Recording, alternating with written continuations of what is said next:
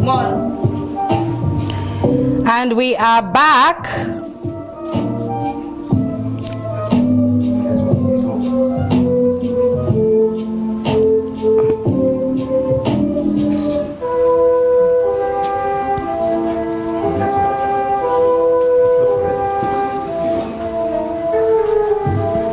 What network are you connected to? You're not connected to the Wi-Fi.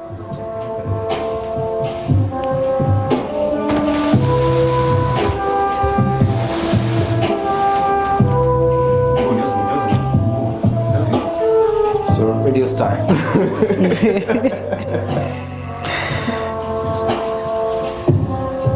We are back. Ima, what's going on? What's going on is that tomorrow is elections, first of all. Okay. And people are out here wondering what they should expect. Okay. And I know that you, as my Oga, you've been voting since I was in my mother's womb. It's a lie. You've been voting since I was in my mother's womb. Lie. So you're going to tell us now. Me as a first-time voter, okay, when if I go to a polling unit, Nurdin, as a first-time voter, and don't worry, my phone is sharing both our mic, like both our voices are entering one mic now. So if I go as a first-time voter, right, what is the first thing that I'm going to see at the polling unit?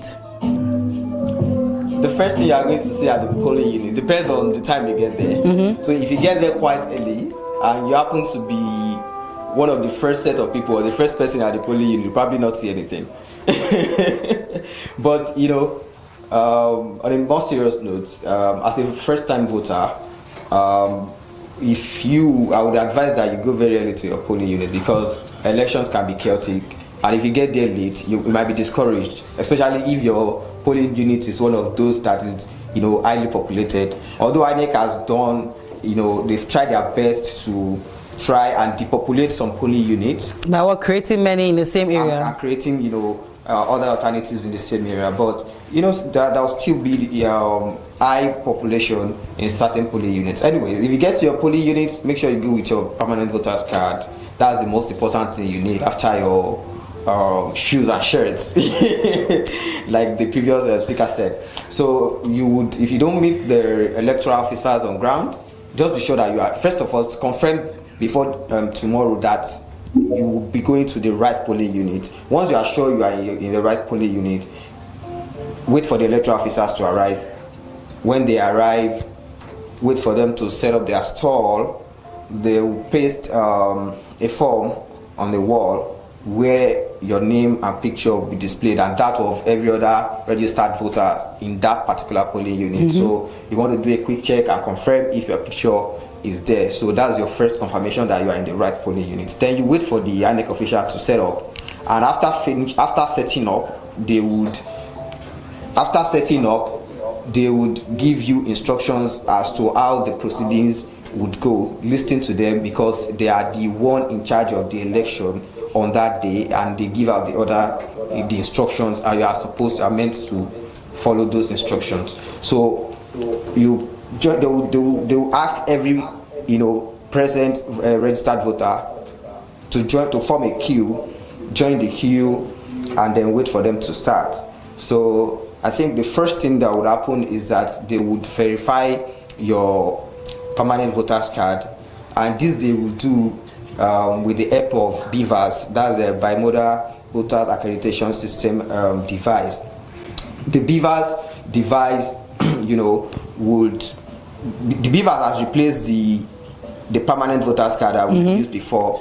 The permanent voter's card, you know, unlike the permanent voter's card, the BVAS would capture your fingerprint, verify it, and it also use, you know, capture your facial biometrics, just to do a two-step verification to confirm that you are the owner of that ID card, of that voter's card you are carrying. So once this is sorted and it is confirmed that you are the owner of that particular voter's card, then you'll be allowed to go and cast your vote. In the past, in 2019 and previous elections, one for the presidential election, one for the House of Representatives election, and one for the senatorial election. And then you'll be asked to go into a voting booth or a voting cubicle to cast your vote. So this is an open secret ballot system, right?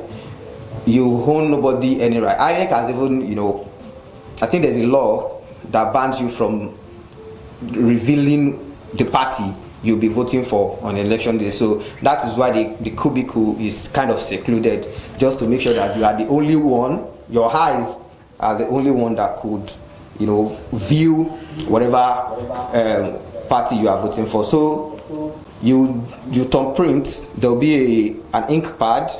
You press your finger against the ink pad, preferably your index finger, because your thumb might be too large for the voting box, so that it doesn't extend into another party. Guys, have you heard? Because if that happens, your votes will be null, with the chances of your preferred candidate. If you have a mighty thumb, even if you have a small thumb, just go with your, you can't be wrong. Index finger, use your index finger so that you don't go and thumbprint past. Collect some ink from the ink pad and then just press it in that space in the front of the logo of your preferred party. So do it for all the three elections, the House of Reps, Senate, and President, and then fold it carefully. I mean, you can after thumb printing, you can blow some hair on the paper so that it will dry, so that when you fold it, it doesn't go and stamp on another person's head. Exactly. So new electorate, first timers, are you guys hearing?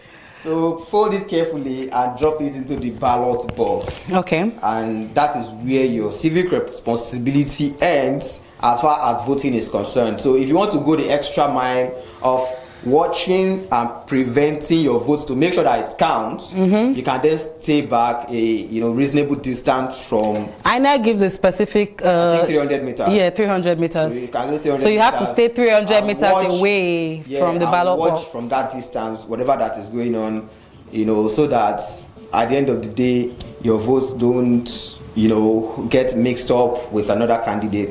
So after voting, after every voter in that particular polling unit, has voted, then so if the polling unit is not as populated and it happens that voting ends at INEC stipulated time, which is 2:30 p.m. So counting will start from 2:30 p.m. But there are some polling units that are populated and voting might still be, going on till after 2:30 p.m. Everybody that is on the queue before 2:30 p.m. will be allowed to vote. So if you find yourself in such a polling unit, just exercise patience, make sure that everybody has voted. But there's another thing that is very important, and this has to do with beavers. But this is more like the responsibility of the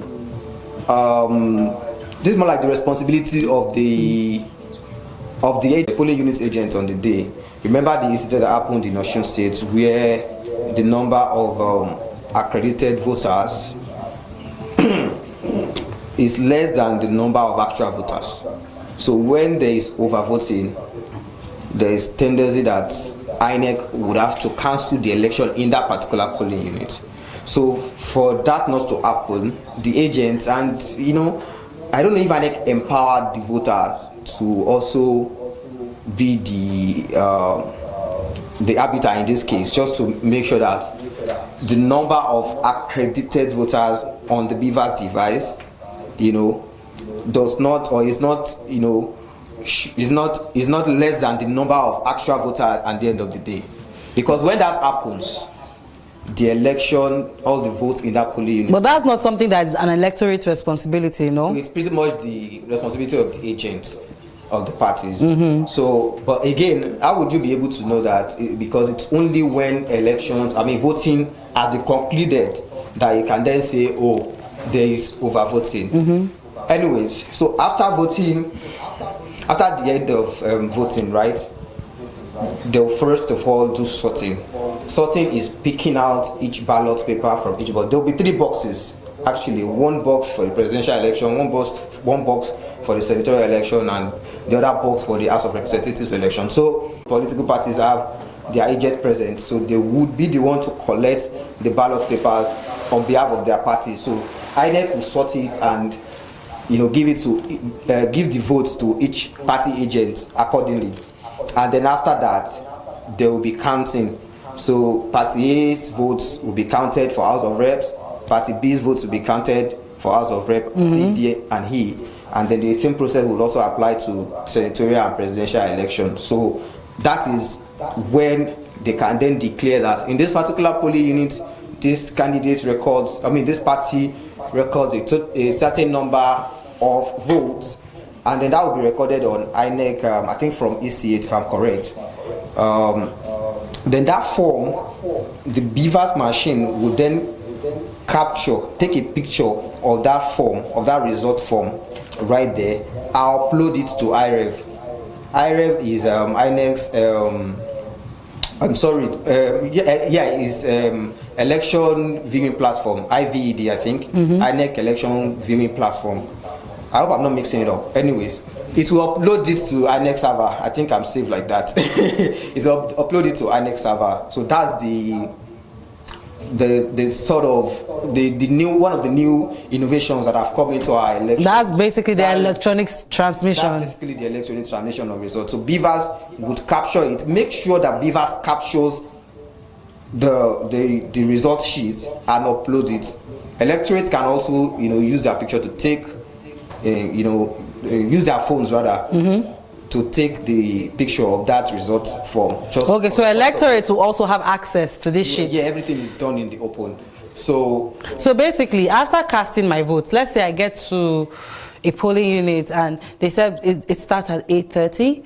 Yeah. So if I cast my vote at 10 in the morning and I want to wait to see all these processes, does that mean I'm going to wait there the whole day? Wait till the last person in that polling unit casts their vote.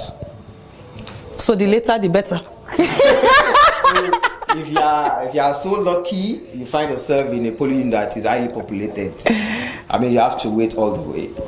So but no matter what happens, no matter how less populated your polling unit is, counting will not start at least until 2:30 p.m. That's INEC's stipulated time. Okay, let's try and speak to people who have been requesting to come up. You can mute. Thank you. Thank you. So let's try and speak to people who have been requesting to come up. I know a lot of people were saying they could not hear me earlier. I'm sorry about that. We have been trying to sort out sound, and I guess it's sorted now. A young man tried to request to come in, and I let him in, and he ran away. So now that he's running away, I don't know why electorates seem very afraid to share or shy about this particular space, which I thought everybody would be enthusiastic about coming up to tell me what's up. But if it was due to our sound issues, we apologize for that, and we're back now and working. So those of you who are watching us on IG and Facebook, if you would want to converse with us, because we are not conversing with you on IG and Facebook, but if you want to converse with us in the studio, if you want your voice to be heard from here, you can find us on Twitter, come to the actual broadcast on Twitter, and come on stage. And I would comments. I don't have the time to be reading comments. I think I have too many things I'm reading today, so I really just want to hear people. So comments today are not really it for me, but if you come on stage and speak to us, tell us what you are expecting so that we can move forward, because now I want to also tell people how to get ready. I want to tell people like how to what was that thing that you said, Jackpot? And we also have tips for people who, there are certain things apart from your civic responsibility of going to actually cast your vote. There are certain things that you as a citizen, you will probably feel inclined to doing. Like Nuru had made mention of some people who would wait for all the votes to be cast and wait for the counting process and the vote transmission process to be done so that they too themselves can take pictures of the results of their own polling stations. So some people feel that much dedicated to the process. Some best citizens like you and me feel very dedicated to the process, to want to stay to make sure that things go right. And while that is within your civic right, and that is also like, if you find that as an obligation, that is good. But you also have to know how to not to do too much so that you don't go there and start becoming the aggressor instead of you stopping aggressors. it can easily switch. So we have all these tips for you.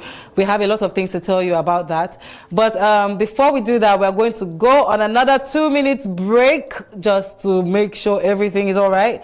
I have someone who has requested to come up, and I'm going to bring him up while we're waiting. So by the time we are done with our 2 minutes break, Gaddafi Ahmad will be our next speaker. So we're taking the 2 minutes break. Or should we take Gaddafi first? I don't know what his network is like, so I really would like to give time, because clearly things are not working. So